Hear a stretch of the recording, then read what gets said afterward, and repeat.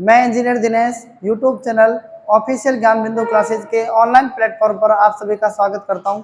आज हमारी 40वीं क्लास है मेंसुरेशन 2D की। ठीक है, मेंसुरेशन 2D में हमारी 39 क्लास हो चुकी हैं और आज हम लास्ट मेंसुरेशन को खत्म कर देंगे। ठीक है, देखो क्वेश्चन 6 तक हम पढ़ चुके हैं। क्वेश्चन नंबर 7, ध्यान देना इस क्वेश्चन पर।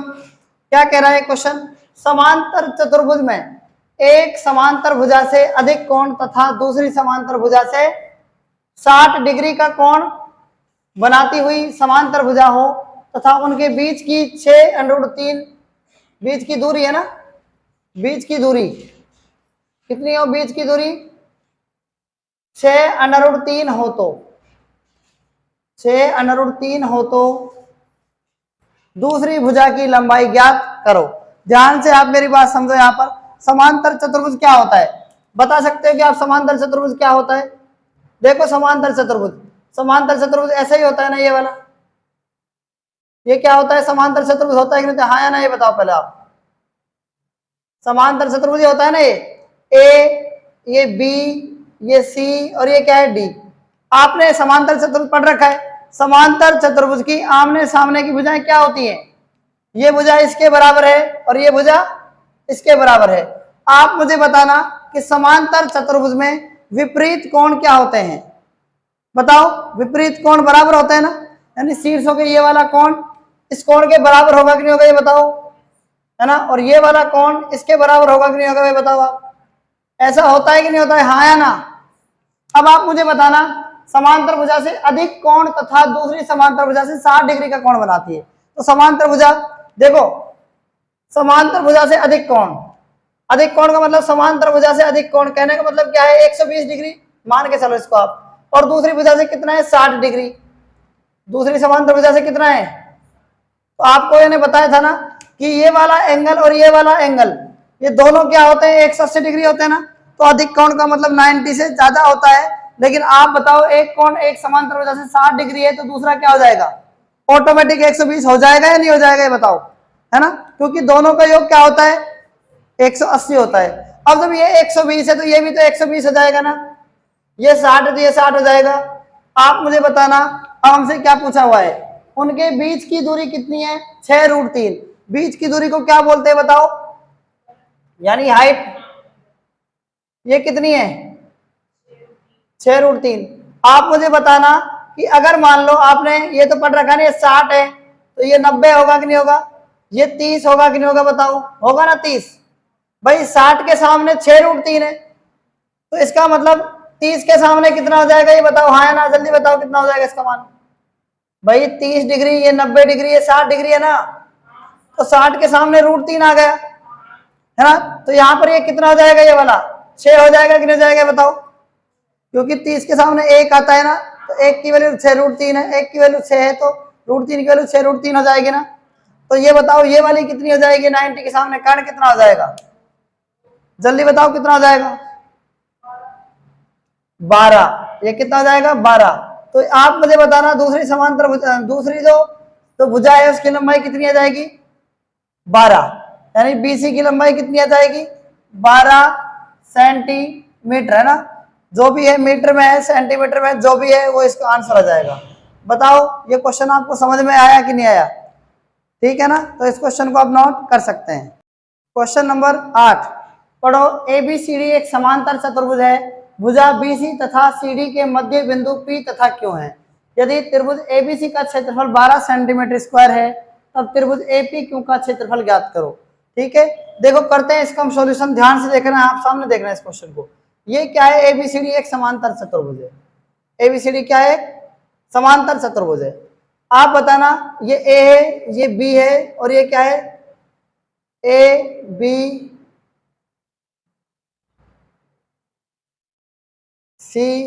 और ये क्या है? D। आगे क्या कह रहा है? BC तथा CD के मध्य बिंदु, BC तथा CD का मध्य बिंदु क्या है बताओ? ये P है और ये क्या है? Q है। बात आगे समझ में? तो त्रिभुज आप मुझे बताना, तो त्रिभुज APQ का, देखो APQ यही बन जाएगा, APQ यही बन जाएगा कि नहीं बन जाएगा? बताओ, समझ में आ गया आपको? क्वेश्चन नहीं आया? बताओ पहले तो। ये क्वेश्चन आपको समझ में आ गया कि ना गया, हाँ या ना। और इसका आपसे क्या पूछा है इसने, एरिया।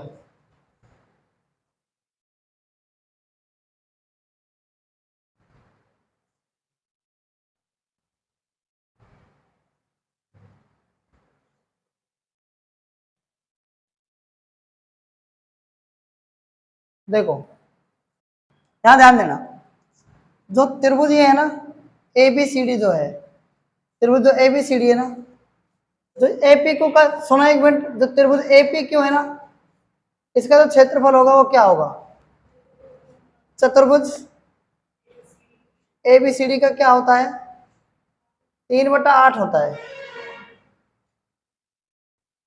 चतुर्भुज ए बी सी डी का कितना होता है, 3/8 होता है। अब कहने का मतलब क्या है, अब कहने का मतलब ये है, आप मुझे ये बताओ कि इसमें एबीसी का क्षेत्रफल कितना दे रखा है, ये देखना, एबीसी का कितना हो जाएगा, इसका पूरे का कितना हो जाएगा बताओ आप, इसका 12 हो जाएगा। तो आप बताओ, इसका सेम होता है चतुर्भुज का, जब इधर का भी तो 12 हो जाएगा, यानी पूरा कितना होगा इस चतुर्भुज का, 24 हो गया। तो गुणा में 3/8, 8 से गुणा कर, काट दो, 8 से 24, 3 या 9, 9 सेंटीमीटर स्क्वायर। तो त्रिभुज एपी क्यू का क्षेत्रफल क्या हो जाएगा, ठीक है, 9 सेंटीमीटर स्क्वायर हो जाएगा। बताओ बात आगे कि नहीं आगे समझ में, तो इस क्वेश्चन को आप नोट कर सकते हैं। क्वेश्चन नंबर 9, ध्यान से पढ़ो। किसी समांतर चतुर्भुज की क्रमागत भुजाएं 36 सेंटीमीटर तथा 27 सेंटीमीटर है तथा छोटी भुजाओं के बीच दूरी 12 सेंटीमीटर हो तो बड़ी भुजा के बीच की दूरी ज्ञात करो। तो करते हैं इसका हम सॉल्यूशन, ध्यान से देखना इस क्वेश्चन को कैसे करेंगे। आप मुझे बताओ, समांतर चतुर्भुज तो ऐसा ही होता है ना, ये क्या है बताओ, समांतर चतुर्भुज है कि नहीं बताओ ये। आप मुझे बताओ, लंबाई ज्यादा होती है कि समांतर चतुर्भुज की, और चौड़ाई क्या होती है, कम होती है क्या, बिल्कुल होती है। क्यों, क्योंकि सम चतुर्भुज में सारी भुजाएं बराबर हो जाएंगी, समांतर चतुर्भुज में आमने सामने की भुजाएं बराबर हो जाएंगी। तो आप मुझे बताना कि जो इसकी क्रमागत भुजाएं 36 और 27 है, यानी ये 36 है, ये 36 सेंटीमीटर होगी कि नहीं होगी बताओ, और ये कितनी होगी बताओ, 27 सेंटीमीटर हो जाएगी नहीं हो जाएगी, अरे हाँ या ना बताओ ना। अब ये 27 है तो ये भी 27 हो जाएगी ना, है ना, और ये 36 है तो ये भी क्या हो जाएगी, 36 है। तो आप मुझे बताओ कहना क्या चाह रहा है, कहना तो ये चाह रहा है कि छोटी भुजाओं के बीच दूरी कितनी है, छोटी भुजाओं के बीच दूरी यही होगी ना बताओ, ये 12 है, यानी ये यहां से यहां तक कितनी है इसकी 12। ये इसकी हाइट का काम करेगी कि नहीं करेगी बताओ, करेगी ना हाइट का काम। तो आप मुझे बताना कि जो इसका एरिया होगा वो कैसे निकालेंगे हम, बेस इंटू हाइट से निकालेंगे ना। ये B1 और ये H1 समझ में आ गया। अब उसके बाद ये कह रहा है बड़ी भुजा के बीच की दूरी, तो बड़ी भुजा के बीच की दूरी भी तो यही होती है ना, बेस इंटू हाइट। इसका बेस क्या है 36 और हाइट कितनी है बताओ, H2 हो जाएगी ना, इसको हम H2 नाम दे देंगे, इसको हमने H1 नाम दे दिया, इसको हमने H1 नाम दे दिया, ये H2 है। आप मुझे बताना इसका बेस क्या है बताओ, ये 27 हो जाएगा कि नहीं जाएगा बताओ भाई। इसका बेस अगर ये वाला बेस है तो ये 27 और हाइट क्या है H1, यानी ये दे कितनी रखी है 12 दे रखी है ना, 12 लिख दो आप। ऐसा कर सकते नहीं कर सकते, अब काट दो, 12 या 36 और 3 से काट दो, 3 हम 27। तो आप मुझे बताना H2 कितनी आ जाएगी, 9 सेंटीमीटर आ जाएगी कि नहीं जाएगी बताओ आप, आ जाएगी ना। तो इस क्वेश्चन को भी आप नोट कर सकते हैं। नेक्स्ट क्वेश्चन, किसी समलंब चतुर्भुज समांतर भुजाओं का अंतर, किसी समलंब चतुर्भुज की समांतर भुजाओं का अंतर कितना है, 4 सेंटीमीटर है, ठीक है, तथा बीच की दूरी 10 सेंटीमीटर हो तथा समलंब चतुर्भुज का क्षेत्रफल 250 सेंटीमीटर स्क्वायर हो तो समांतर भुजाओं की लंबाई ज्ञात करो। कैसे करेंगे इस क्वेश्चन को, सबसे पहले आप बताओ किसी समलंब चतुर्भुज समांतर भुजाओं का अंतर। समलंब चतुर्भुज है तो समलंब चतुर्भुज ऐसा ही होता है ना, आप ये बताओ, ऐसा ही होता है समलंब चतुर्भुज, तो अरे यही होता है ना समलंब चतुर्भुज, यानी कि समांतर भुजाएं क्या होंगी, यही होंगी ना, है ना। इनका अंतर क्या है बताओ, ये भुजा ए है, ये भुजा क्या है बी है, ठीक है, इन दोनों का अंतर कितना है बताओ, अंतर a माइनस बी हो गया, है ना, a माइनस बी हो गया, ठीक है। ये a ज्यादा है तो इसको लिखेंगे b, इसको लिख लो ना, a माइनस बी कितना है बताओ, अंतर 4 सेंटीमीटर है, समीकरण नंबर क्या जाएगी 1। इनके बीच की दूरी कितनी है? बीच की दूरी मतलब क्या होता है? 10 सेंटीमीटर दे रखा है आपको। समलंब चतुर्भुज का क्षेत्रफल, समलंब चतुर्भुज का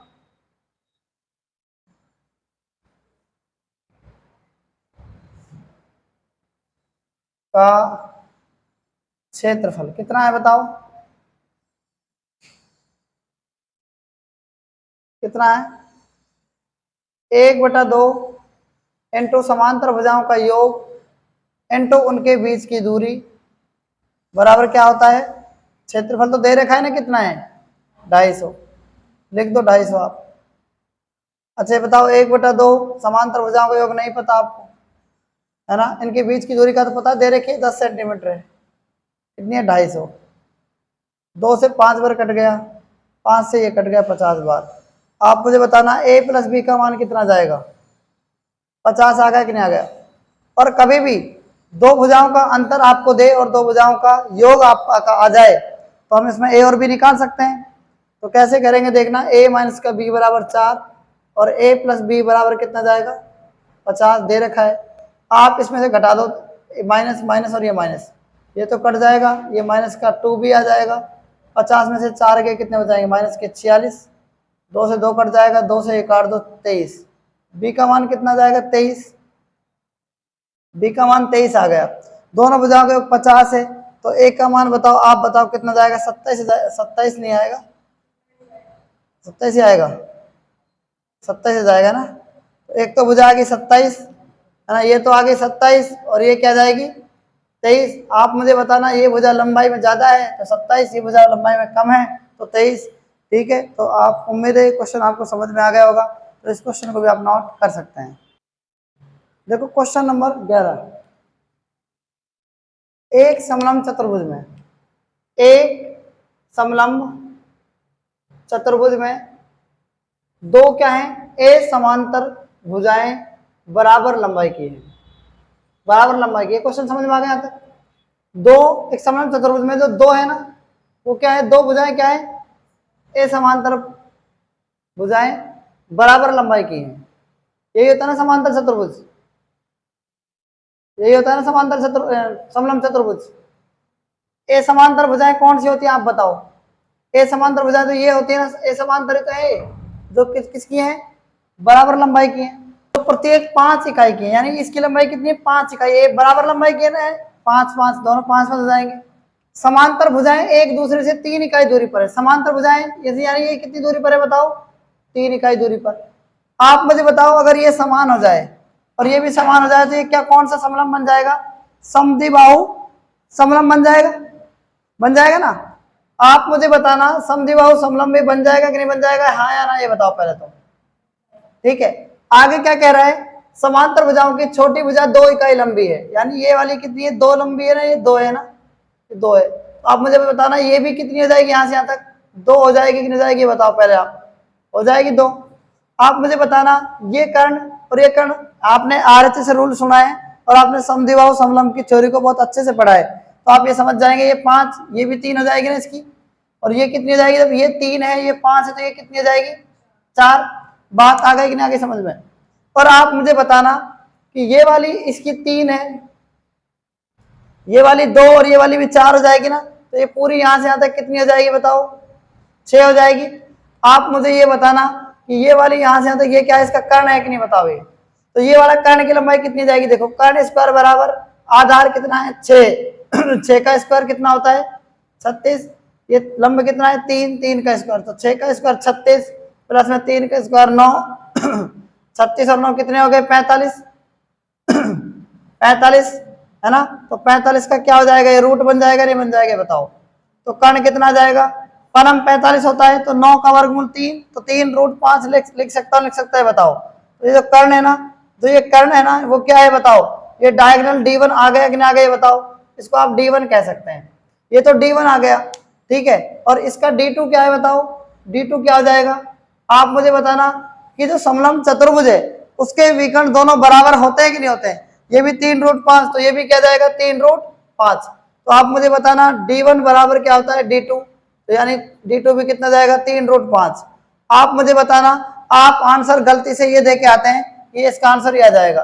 पूरा सवाल आपने नहीं पढ़ा था, पूरा सवाल आपने अब भी नहीं पढ़ा, अब पढ़ोगे आप। समलंब चतुर्भुज का के विकर्णों का गुणनफल नहीं है, योगफल है, सॉरी आप अभी गुणनफल कह रहे थे, ये योगफल है। विकर्णों का योगफल क्या होगा? तो इसका जो राइट आंसर आएगा ना वो 3√5 और प्लस में 3√5, तो ये क्या जाएगा D1 प्लस में D2। आप गलती मत करना, ये योगफल कह रहा है, तो ये जाएगा 6√5, ठीक है, सेंटीमीटर। यही इस क्वेश्चन का क्या हो जाएगा, राइट आंसर हो जाएगा, यानी option number B is correct answer. बात आ गई कि नहीं आ गई समझ में? लोग वह गलती करके आते हैं, सवाल को ध्यान से पढ़ना सीखो सबसे पहले तो इस क्वेश्चन को आप नोट कर सकते हैं। देखो क्वेश्चन नंबर 12, ध्यान से पढ़ो इस क्वेश्चन को। क्या कह रहा है क्वेश्चन? एक चक्रीय चतुर्भुज की 2 संलग्न भुजाएं 2 सेंटीमीटर और 5 सेंटीमीटर है, और इन दोनों के बीच का कोण कितना है? 60 डिग्री है। यदि तृतीय भुजा जो है वो क्या है? तृतीय भुजा क्या है? 3 सेंटीमीटर है। कितनी है? तो चतुर्भुज की भुजा की लंबाई, चतुर्भुज की चौथी भुजा की लंबाई, चतुर्भुज की चौथी भुजा की लंबाई आपको बतानी है। चौथी भुजा की लंबाई क्या होगी? ध्यान से देखो कैसे करेंगे इस क्वेश्चन को, ध्यान से देखो। एक चक्र चतुर्भुज क्या होता है? एक वृत्त के अंदर क्या होता है? एक चतुर्भुज आपको ऐसे दे रखा है, मान लो ऐसे,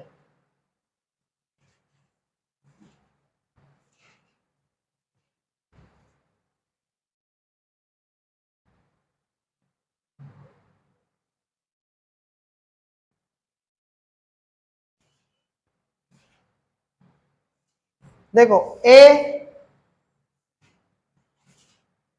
बी सी और ये क्या है डी। आप बताओ इसमें क्या है? 2 संलग्न भुजाएं 2 सेंटीमीटर और 5 सेंटीमीटर, ये तो 2 मान लो और ये क्या मान लो 5, तो ये भी 5 हो जाएगी और ये भी क्या हो जाएगी?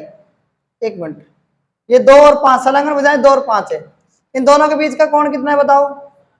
60 डिग्री है, ठीक है। आगे तृतीय भुजा कितनी है? 3 सेंटीमीटर, तो ये 2 और ये कितनी है? 3 सेंटीमीटर मान लो इसको, और ये भुजा आपसे पूछिए। आप मुझे बताना ये भुजा एक्स, यही तो आपको बतानी है। इसमें आपने विकर्ण मान लिया, ये वाला क्या मान लिया? विकर्ण मान लिया आपने। ये भुजा क्या हो गई? वाई। आप मुझे बताना कि तीसरी भुजा ज्ञात करने के लिए हम क्या कर सकते हैं? ये भुजा ज्ञात करने के लिए क्या लगा सकते हैं बताओ? कोसाइन रूल लगा सकते हैं, नहीं लगा सकते? कोसाइन रूल और साइन रूल आपके काम आना चाहिए। तो कोसाइन रूल कैसे लगाते हैं बताओ? कोस 60 डिग्री, कोस 60 डिग्री बराबर क्या जाएगा?